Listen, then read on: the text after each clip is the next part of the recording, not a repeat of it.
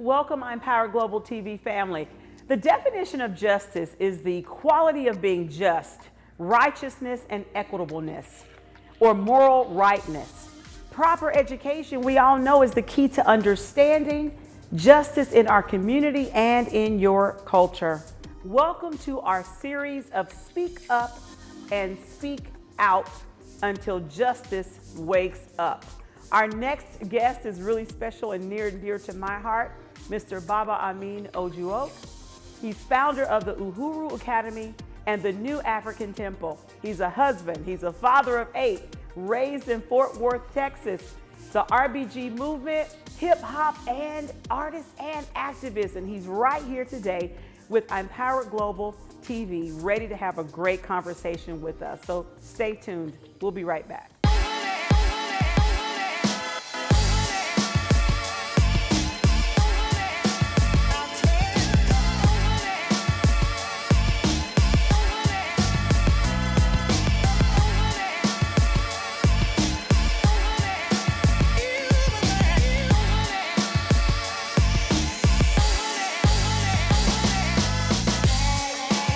Baba, greetings. Greetings, peace, Queen Sister Peace. Denise. Thank you, King brother.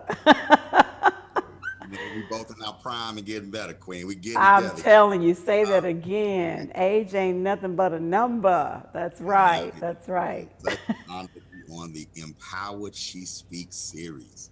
Awesome. We thank you so much, Baba. And we really appreciate you joining us today because you are truly a hero in the Black community. I mean, really a true hero in the Black community. I mean, and you're making history. You've made history. You're making history. You're creating legacy by being awake and awoke, as we say, consciously and spiritually. And so I'm like I said, I'm elated to talk to you. I got some questions for you. Well, I'm here. And I'm open, and I'm eternally grateful. Like, we give all thanks to the Creator, of course, and we give thanks to the ancestors just for guiding us and allowing us to be here today and to be on this path. I love it. They call it work, but I feel like I'm cheating because I love what I I love it. They call it work, but you feel like you're cheating. I heard that because you love what you do. I love it. I'm going to have to steal that, okay? No royalties paid.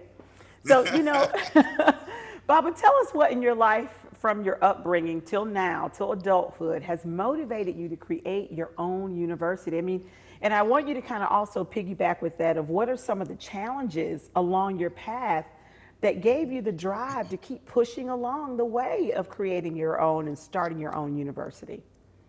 Well, I think that as far as my upbringing, I have to just kind of start, real briefly. I grew up in the Black community. I grew up in a working class family.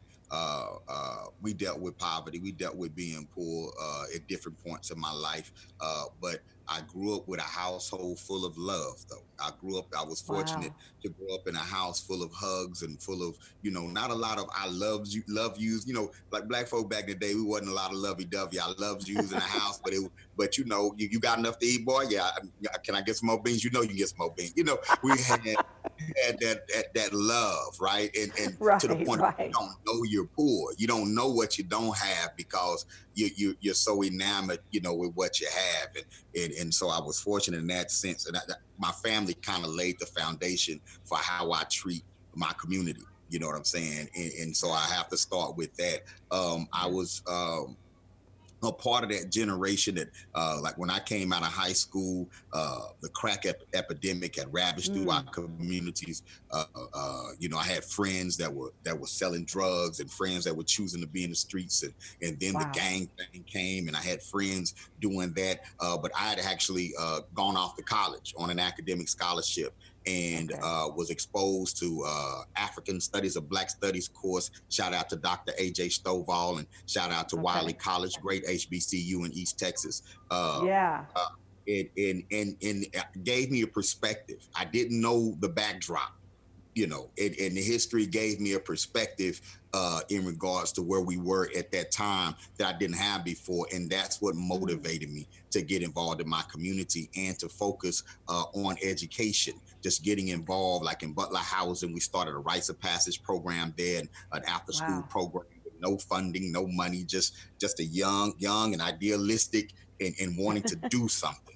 And I found that education, everything begins with how you see things. It begins with perspective. And so from that moment 29 years ago on up to Wow. today, my primary focus has been education. The Uhuru Academy was born 10 years ago, and it came as a result of my beautiful wife, Nkoya Ojuok, and myself hosting Black History camps throughout the year in the community, and being motivated by our students who were saying, y'all should be a school. This is Oh, school. I like this. wow. This is school. And they would call it school where they would come to the camps. And so, Uh-huh. we were like, you know what? We are school. Let's become a school.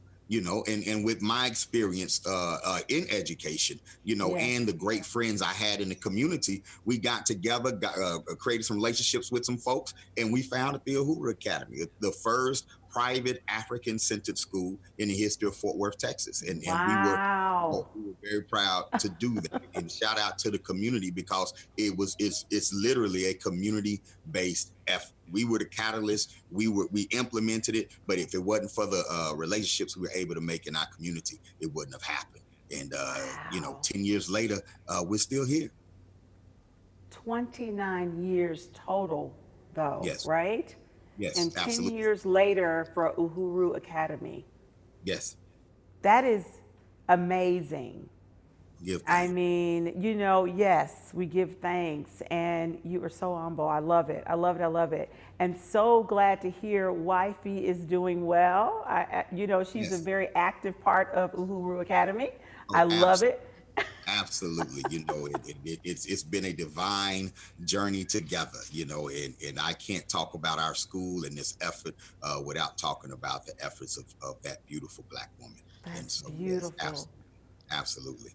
We Awesome. walked off corporate jobs together. We had to make that. We had to make mortgage together. We had to raise those children together. And so when we walked on faith and skill and with a plan, it takes a And that's team. speaking up with some action. That's speaking up with action. Wow. And so I have a question. I have a whole bunch of questions for you, but like I always say, 28.30 seconds, 28 minutes and 30 seconds is not enough, especially to talk to such an amazing man as yourself. And what you're doing in the community, which is not only touching your community, but touching the world. So we are definitely going to have to ask you back. So I just want to kind of tell you that now, okay? Um, Okay. but I do want to ask you this. So, specifically, what have some of the children and some of the parents said to you about how Uhuru Academy has changed their lives being a privately owned African American institution? We get great feedback from our parents. As a matter of fact, in celebrating our 10th year, when we first started, we had two students, Arabia Ross and Rahmani Muhammad. And Okay. this year we graduated both of them, and they both Wow. came to me as second graders. And I've had them from second grade through 12th grade. Second Uh, grade through 12th grade, yeah, they've been with yes. you. And the things that their parents have said to me over the years were, number one, thanks for saving my child or helping us save. Mm. Number two, they know what they want to do. They want to get up and come to school. My baby wants to learn. I often hear from parents how I'm learning too, because the babies will come and say what they learned today. And often it's something that the parent doesn't know yet. Especially as it pertains to our history, our culture, perspective Yes. on how to look at politics, economics, attitudes towards each other. They'll share African proverbs. I had one parent call me the other day, and her baby is in our online summer school, Uh right? huh. And a young baby in Atlanta, as a matter of fact. And a parent called, her mother called me and said, she been in there one day and you done already changed our house. I was like, well, what's going on? Oh, We say ashe a lot during the school day, which means give it power, make it so. And so she said, right. what she learned, and she said she learned how to say ashe and how to make things happen. So we say ashe in our house, and so we've I been saying love it. days, and impacts like that, the cultural, the spiritual impact, the academic impact, we get a lot of feedback regarding those things from our And parents. you know what? And that's exactly what we want to talk a little bit more about. We're going to have to come back after this break because I definitely want to ask you, do you think that your university has helped bring the violence down in the community? Now, don't answer that because I'm going to, we're going to talk about it when we come back from the break. But I do want to find out, if so, in what ways. So, family, we'll be right back with Baba Amin Ojuok.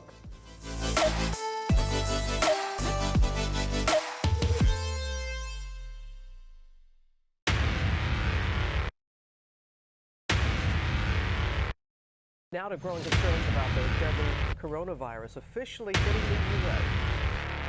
Cannot breathe. And for minutes that goes on where he said that he cannot breathe.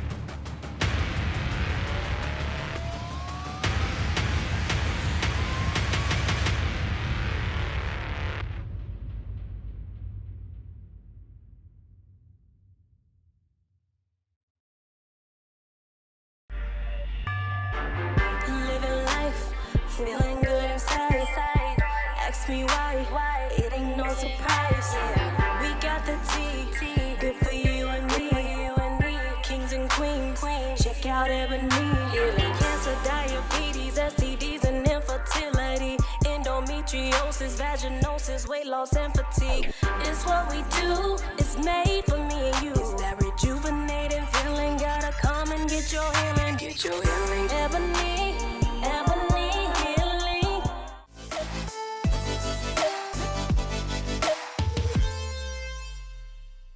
Welcome back. I'm ImPowered Global TV family. We are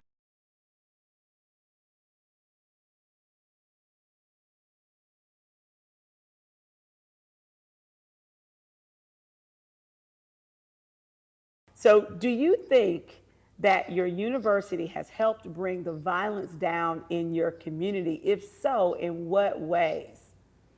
Absolutely. We've helped bring violence down in our community. We often work with families. We don't necessarily work with a lot of families who are middle class and wear dashikis. We're an African citizen. But we work with working class families. We work with children who come from families that are in poverty, children whose goal is to break the cycle of violence and poverty in their homes or in their families, and so we've definitely done that over the past 10 years. And prior to that, African-centered education has always been a powerful tool to help bring down violence in the community. Our stature, particularly in Fort Worth, I'm someone that gang-involved youth can call because of my experience, and we're a resource for them. We lecture inside of our community, so we take the education out of the classroom, and we actually partner with businesses and institutions in our community to get out there and educate and empower young people. Love it, love it. So your education might be within those four walls at any given time, but it's also outside those four walls as well. Love Absolutely. it. Love it. And Baba, I have to say, you and your wife, your entire staff and team you all are gatherers versus detractors. So that's always great to see you're open and honest. And so I know that's why our young people just love talking to you and feel comfortable in talking to you. And that right there should shut down a lot of different actions that might cause violence, right? So we thank you. We thank you for that. Absolutely. Thank you for that. Build that atmosphere, and we have to build safe spaces, Right. and if safe spaces where our youth can express themselves and adults can express themselves, then you're going to reduce violence in your community. And we have direct examples with our work here at the Uhuru Academy. I love it. I love it. And I hear the babies in the background, so I see it's Yes, I totally only control inclusive. so I much. love it. Yeah. I'm a figurehead at home. I love it. Hey, we heard it loud and clear. Husband, father of Yeah. 8. We listen. Yes. You Yes. are, the CEO, founder of an academy. So we get it. We get it. What is your ultimate goal for the youth in your academy? What's the ultimate goal? Our curriculum is vision driven. Our ultimate goal for our youth is, number one, to become global citizens. We want our children to see the whole world, as a menu, as something that has something, that they have something to offer to. Also to find their place in it from a position of strength, not a position of weakness, not a position of servitude. We don't want our children to grow up and just be happy that they get to be at the table. I want them to build tables. Okay, that's our goal. The goal for our young people is for them to see the value in our communities, to see the value in our culture, not just on a sentimental level, but on an economic level, on a geopolitical level, so they can understand how to leverage what the Creator has given them, to build institutions that will protect them and protect future generations. Our goal is to beat anyone who would hinder us, who would slow us down. Our goal is for our children to beat those people, whoever they are, to the future. Wow, man! Listen. Can I attend your academy? Do you have an academy for 51-year-olds? Yes, come on, come in as an instructor. Now I'm going to turn around and recruit you. So serious. Hey, I'll be your walking infomercial, commercial, all that. Okay, I probably could answer this question for you here, but how would you compare your school to other universities and education systems? Number one, I would say because with us, what's different about or unique about the Uhuru Academy is that our assumptions about what an African child is going to be not we don't see a black child as a savage that needs to be civilized. We got children as our genius, as our gift, as our ancestors coming back to life, right? And so we understand the power in our youth. All right. We're an African-centered academy, unapologetically African-centered. And all that means is that we teach our children about the world through the eyes and experiences of our ancestors, and we don't apologize for that. We don't. Okay. Wow. All right. We teach ownership. We don't. Our 4 pillars are spirituality, knowledge, freedom, and transformation. All right. There's never been a mighty African nation that wasn't spiritual at its base. So everybody want to put on a dashiki, black glove, and black, and get political. Don't forget the spiritual. All right. Knowledge. You have to, if you don't know what was, you don't know what is. If you don't know what is, you're not prepared for what's to come. So wise people study history. Freedom. What is freedom? At the Uhuru Academy, freedom is responsibility. Freedom ain't free. You got to work for freedom. You have to protect your freedom. You have to redefine and define freedom over and over again. How does that work for you? So freedom is responsibility, right? And then finally, transformation. Okay. We don't tell our babies you need to change. We facilitate the transformation because the transformation is going to happen regardless. The question is, what type of soil are you going to plant that seed in? What type of water are you going to water it with? And that's what's going to dictate the natural transformation that's going to take care of itself. Our job is to till the soil and provide fresh water. And that's what we focus on at the Uhuru Academy. We believe that the truth will take care of itself after that. The truth will take care of itself after that. Wow.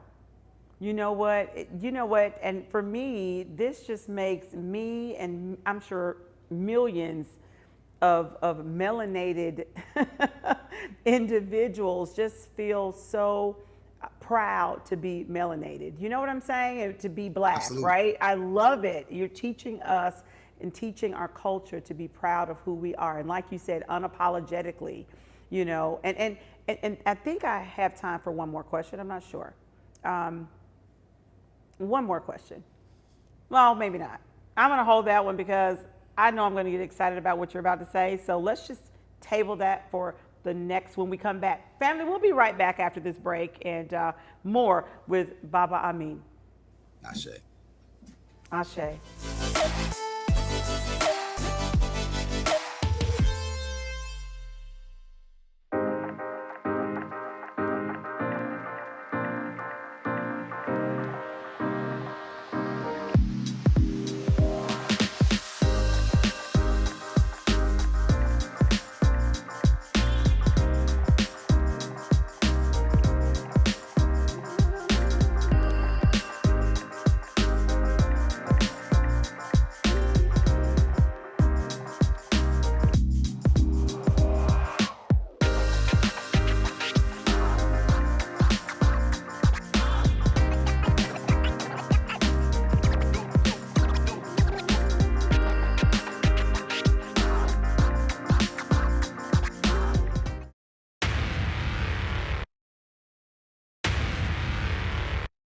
Now to growing concerns about the deadly coronavirus officially hitting the U.S. Cannot breathe. And for minutes that goes on where she said that she cannot breathe.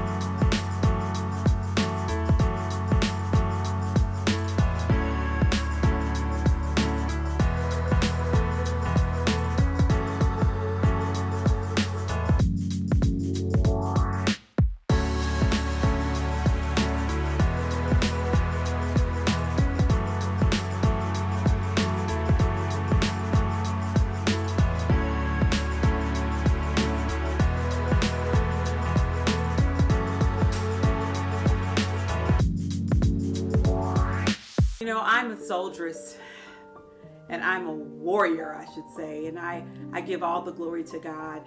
I became an advocate for sexual assault awareness and domestic violence awareness because I am a survivor of both of those heinous crimes. And God spoke to me very clearly saying, I allowed you to get through both of these heinous crimes. I allowed you to make it through both of these storms so that you could be the voice for the voiceless. Our young girls, our teenagers, our ladies, our women all around the world needed to know that they can make it through anything. And I am a walking miracle. A copy of my autobiography titled Unapologetically Me, Powered for His Purpose is waiting for you at www.impoweryourpower.com/shop. Again, www.impoweryourpower.com/shop. 100% of the proceeds are donated to our ImPowered Butterfly Leadership Initiative. Check us out on the website, www.impoweryourpower.com.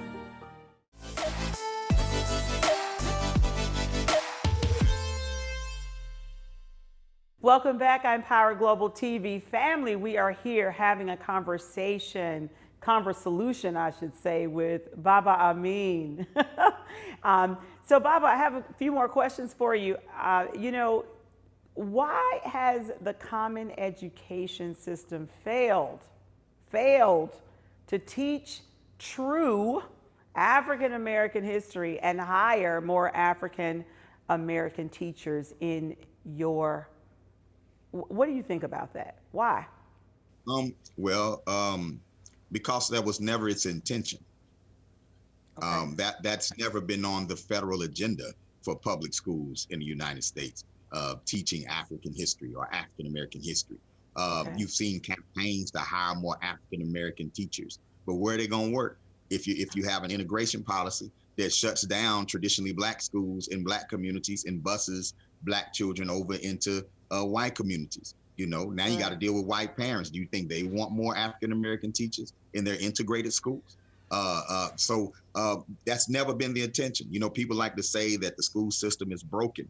It's not broken. It's doing what it was designed to do. It was not designed with us in mind. And when we made the mistake of allowing the integration policy to be written in a way that depowered education in the Black community, right? Wow. And put Black children in situations where now they don't even see Black teachers. They don't even see the Black principal, the Black-owned candy store across the street. They don't see that anymore.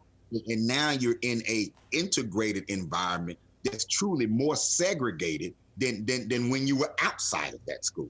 Malcolm X defined segregation as when forces from outside of your community control the economic and politics inside of your community. With that definition of segregation, we're more segregated in 2020 than we were in 1950. Wow. Wow. We are more segregated in 2020 than we were in 1950. Is that what you said? 1950. That's what I said. We've been, Wow. we've been miseducated to That's look at segregation as black folk and white folk being apart, but we're not. right. But we're not dealing with the economic segregation, political segregation. That ain't go any matter. That intensified with physical so-called integration. Wow. Wow. You know what? We definitely need a part 2 and a part 3 of Baba Amin. Let me ask you this last question, because we're going to come right back after this one right here. But how can we get more information about the Academy? How can someone attend the Academy remotely? If you can give me that like in 30 seconds or less, and that way they can get in contact with you. Sure. Uhuru Academy online for the fall. We're enrolling right now. You can visit uhuruacademy.com, UHURU academy.com. You can also reach us at Baba Amin at uhuruacademy.com or at 682-233-5054. It will give you all the information you need. Perfect. Perfect. Baba Amin, we thank you so much for this very enlightening interview. And I tell you, I'm so glad you already said yes, so I'm going to hold you to it. We owe it to our community.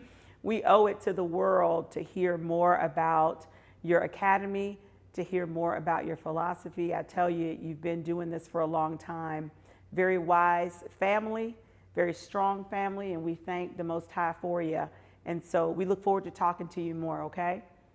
Hey, I'm looking forward to it. Thanks for having me on. You are welcome. Ashe. Ashe. We'll see you next time, family. All right. Thank you.